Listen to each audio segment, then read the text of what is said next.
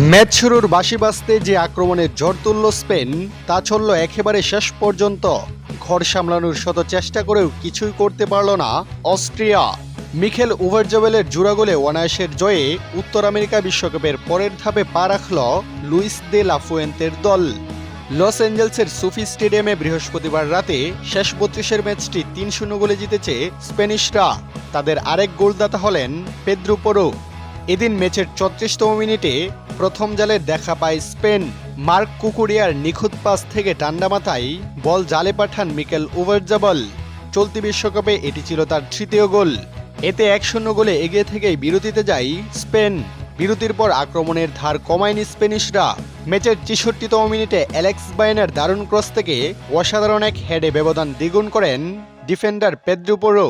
এরপর ম্যাচের ৮৯তম মিনিটে আবারও কুকুরিয়ার এসিস থেকে নিজের দ্বিতীয় ও দলের তৃতীয় গোল করেন ওভারজবল।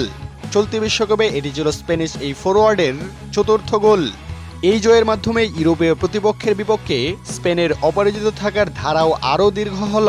সব মিলিয়ে টানা ৩৫ ম্যাচে অপরাজিত থাকল লুইস দে লা ফুয়েন্তের দল। দারুণ এই জয় আত্মবিশ্বাস নিয়ে এখন শেষ ১৬র পরবর্তী চ্যালেঞ্জের অপেক্ষায় স্পেন।